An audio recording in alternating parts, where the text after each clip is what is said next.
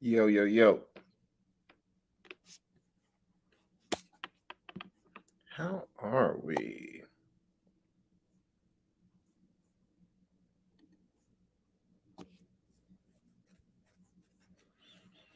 Cool. Be sure to hit the like button as you pop in. Talking mergers today.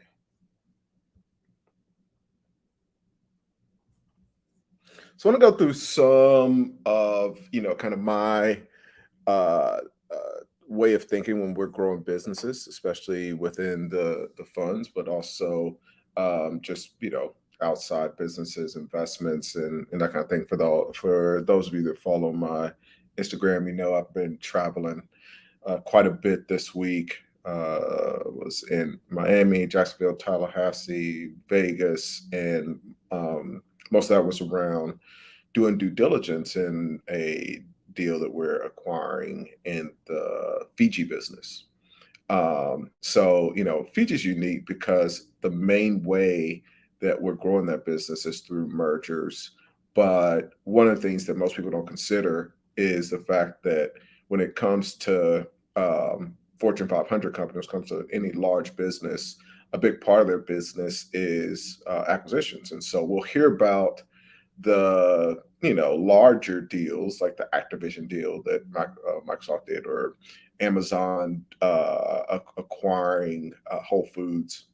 But Amazon's done 100 mergers this over the past year, and most of those are things that we'll never hear about. Same thing with Google. So all these businesses, it becomes a big part of their strategy to grow through mergers. And so, one of the things we do, I'm representing with the Good Merger shirt, one of the things that we do with small businesses is help them grow through mergers. And so I wanted to talk about some of the benefits and some of the reasons why. But if you're somebody who gets acquisitions, I think it's really interesting the number of clients that we've helped acquire business instead of start from scratch. So if you're somebody that doesn't own a business yet, the best way to get into business is to acquire an existing business. You've got the revenue, you've got the customers. We talk about that all the time.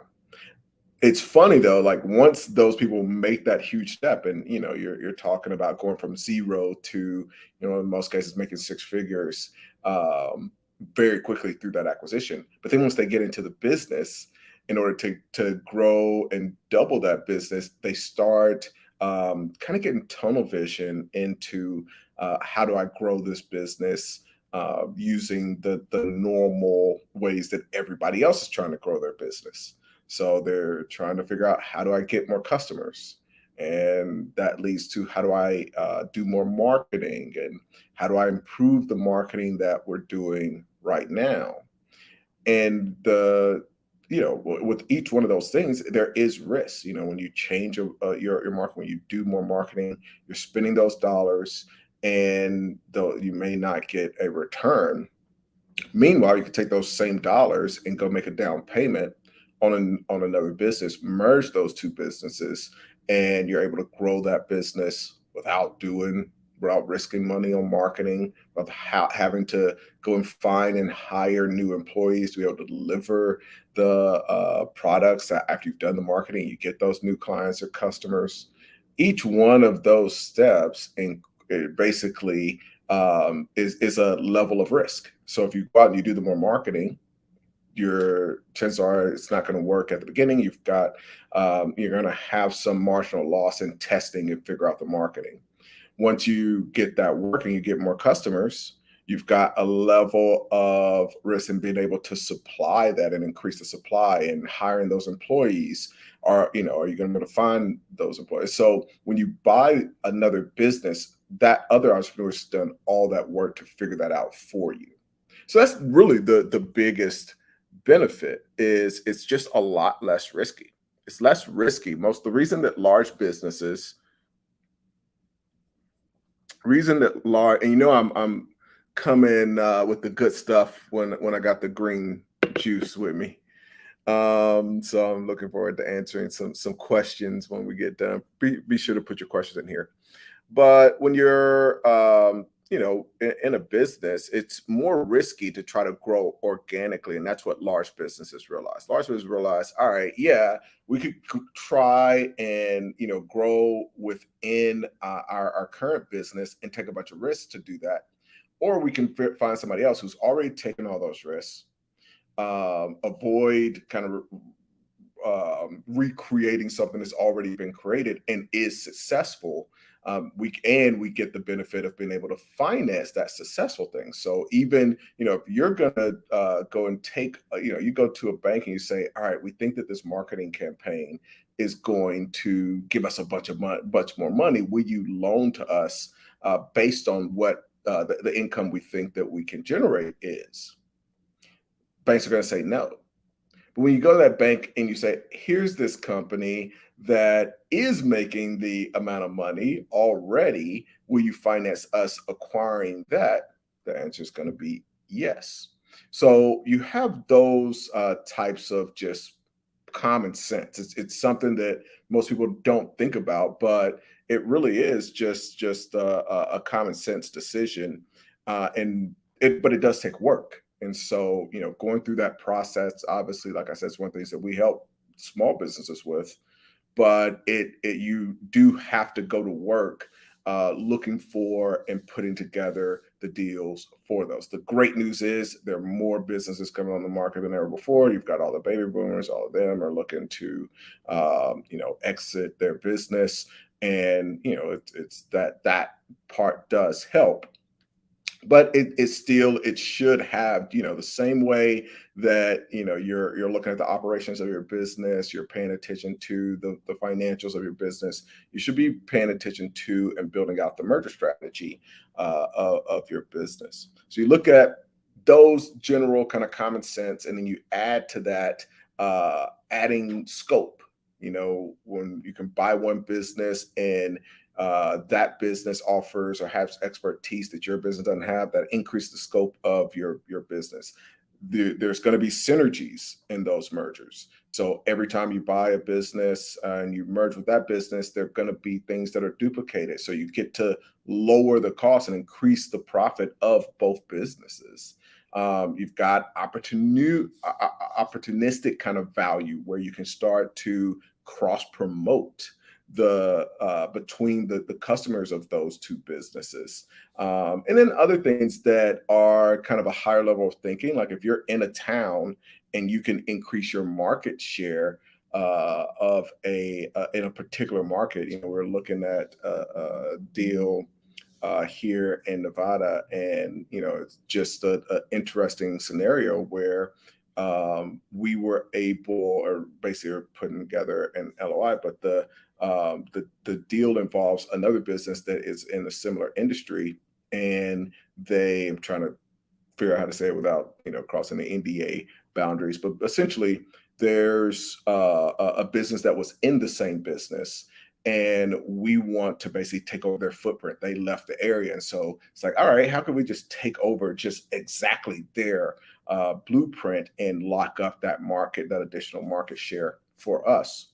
You've got a higher level of competitiveness. So when you become bigger, you're able to compete, and then you're getting access to tried and true talent. Like, it's one thing for you to even start a new subsidiary and have to go and find that talent and train that talent and make sure that talent is committed to staying with you. But we own a business right now where that the employees in that business a lot of them have been around since 2013. They like this business. They enjoy the job. They're good at their job. So when we're looking at, okay, if we were to start something else, and even if we get really great talent, do you know they're really going to be committed? And let alone having to do the work to train them and get them kind of up to par. And then the one of the other things I mentioned, I'll get into some questions, is diversification. It's just like quickly being able to diversify without having to put in that tremendous amount of work is a really, really big deal. Awesome. We'll do a couple of questions and bounce out of here. Chipito, what's up? He says, hello, Ace. How's it going? Thanks for popping in. On Gate says, hey, Ace, 5:30 a.m. over in Australia. That is awesome. Perfect way to start the morning. Well, thanks for coming in. That is it's super early. That's probably one of the most difficult things. We've got a couple of the peffies where we've got people that are in we've had folks from Australia, New Zealand, Dubai, we've got Turkey, and so that time zone thing is like it can be painful for some of the folks over there. All right, but a lot of really great deals in Australia as well. Luke, what up, homie? Thanks for popping in. Says, hi, Ace. What would you do if you were a software engineer? Try to buy a software company, or are software companies too overvalued? If I were, honestly, if I were a software engineer right now, I would use my software talent to find a well-funded startup. That's the one case where I literally would just get a job because the upside is so big, where if you can get a huge pay, because right now we're in this unique time. Before, with software engineers, back in 2000s and when Silicon Valley was kind of initially growing, the idea was, hey, we're a broke company, we're getting startups, so we're going to give you these options and the stock and all this stuff. But what's happened is now they actually do have the money. They're able to raise a bunch of capital.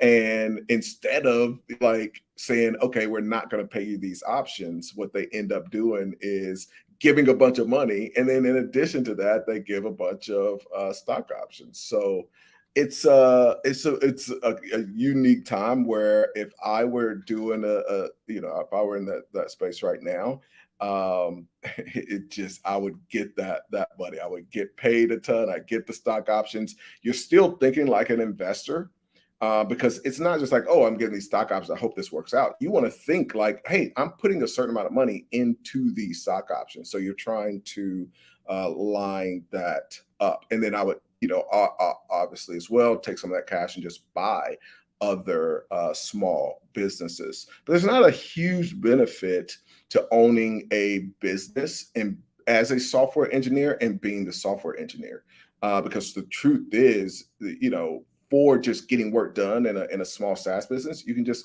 outsource that. The only benefit in these startups is that they're still at the point where they're not outsourcing as much overseas. They want to keep it in house, and so you just get these huge benefits. So there's not a big benefit to being a software engineer and just buying a SaaS business. You would be, if you're gonna go the other route and buy a business, you literally would be better off buying an offline business, getting the really great multiple, and then figuring out how do you systemize and use your software talent to improve that business or that industry. Like I would literally just go into an industry, I would learn about that particular industry, figure out where everybody else, I'm basically making money. I buy that business, I'm getting paid to learn about this industry. And while I'm doing that, I'm building relationships with other people in that industry. And I'm, again, getting paid to figure out where are the places what are the problems where I can build software to come in and provide that solution, prove it out in my business, show the growth or show the improved efficiency or show the smoother operations, and then take that to other businesses within that industry. So I'd be thinking between those two things. Great question, Luke. Joseph, what's up, man? Been a little while. Good to see you. Good afternoon from Atlanta.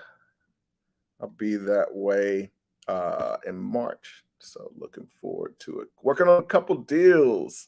Joseph says, thank you for your leadership. No problem at all. You have to tell us how the deals go. GC, what's up, homie? Says, hi, Ace. Thanks for your channel. Your mindset has completely changed my way of thinking. Looking to buy my first biz. Yes, that is awesome to hear. Montreal says, hey, any thoughts on Byron Allen trying to acquire the Broncos. I think that's awesome. Yeah, I think that's uh, uh, hopefully he can get it done. It's really cool. Lloyd, what up? Says, do you suggest holding back some money until the acquired company performs and then release the rest of funds? Yes, 110%. Like, yeah, you want to make sure, and that's, you're structuring the deal to make sure your best due diligence check is the deal structure. So you're structuring the deal to make sure that what they're selling you is what you're getting, because what they're selling you, they're going to try to sell you a vision of what they think the business could be, and they're going to try to overlook all the negatives and highlight the positives. So once you buy that business, your only check is that you've got money that they're supposed to either get through an earnout, get through kind of measured out milestones or watermark strategies within the deal structure, just to make sure that they're holding up their end of the bargain. So 100%, you have to do that. That's not even a suggestion. That is a requirement, Lloyd. But really great question. That's an important one. My sister Melissa popped in. Good afternoon. Actually, it's morning here. But thanks for popping in.